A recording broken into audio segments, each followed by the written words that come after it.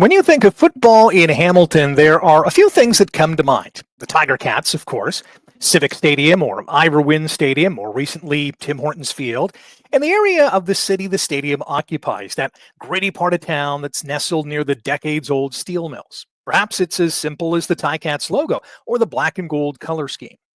For many fans, however, thoughts about football in Hamilton are centered around a tough and hard-nosed team that exemplifies the people of this city.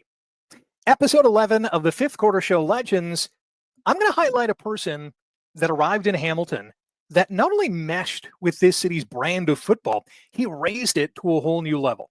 And because of that, he not only became a fan favorite, he is without a shadow of a doubt one of the best players in Canadian Football League history. But before I tell you more about today's legend, I want to remind you that the Fifth Quarter Show will be live on the night of Tuesday, February 11th, to discuss the biggest moves on day one of CFL free agency. How will the Ticats tackle free agency on day one? What moves will other teams make? I'll break it all down on a special 1-hour live Fifth Quarter Show. Look for more details on this channel and on my social media feeds in the days to come. Today on the Fifth Quarter Show Legends, perhaps the greatest of them all, Joe Montford. Joe Montford was born in Beaufort, North Carolina on July 30th, 1970, and once worked at a seafood restaurant when he was a youth and played basketball, track and field, soccer, and football at East Carteret High School, where he broke records in the high jump, shot put, and discus.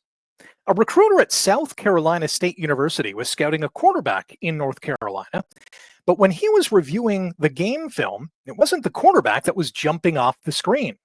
It was a linebacker named Joe Montford, who went on to play for the Bulldogs from 1989 to 1993.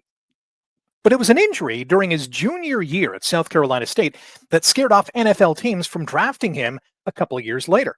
Montford said it happened during a game in which the Bulldogs were playing Jackson State, and he tackled their running back in the backfield, but then landed on his head and shoulder, and his arm became partially paralyzed for a year.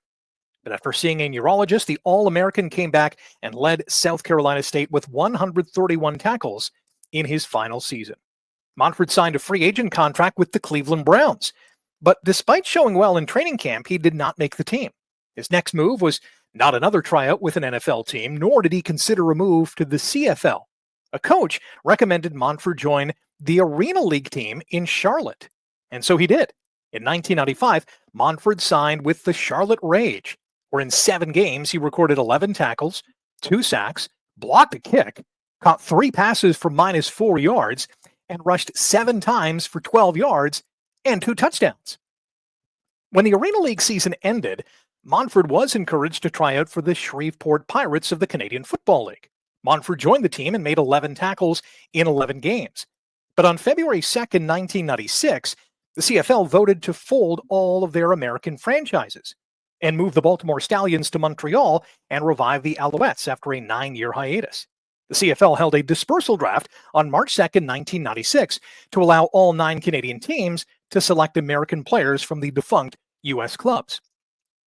The Ottawa Rough Riders selected David Arter, Sacramento cornerback, with the first overall pick, while Hamilton used their first-round pick, 5th overall, on Birmingham receiver Marcus Grant, who ended up playing just 1 season with the Ticats and made 18 catches for 409 yards and 1 touchdown. Of Hamilton's 16 other selections in that dispersal draft, 1 of them was a home run, and that was taking Joe Montford in the 9th round, 77th overall. Montford started at will linebacker in Hamilton and spent some time at middle linebacker as well. But it was head coach Don Sutherland and general manager Mike McCarthy who decided to test Joe's speed and strength at defensive end in 1997, and he made 8 sacks in 15 games. The following year, Montford took the league by storm, thanks in part to teammate Jeff Cummins, who taught Joe his spin move. Joe not only used it, he perfected it. Joe Montford led the CFL in 1998 with 21 sacks and won his first Most Outstanding Defensive Player of the Year award. 1998 was also the first of 4 consecutive years in which the 6'1", 225-pound Montford averaged 20-plus sacks, a feat that no other football player in history has ever accomplished. His CFL-leading sack streak included a career-high 26 in 1999, which was half a sack shy of James Parker's 1984 league record. Joe also added 5 fumble returns for 99 yards and scored 3 touchdowns that year. Montford may not have gotten the single-season sack record in 1999, but he did get a championship ring. The Ticats went all the way and beat Calgary in their Grey Cup rematch.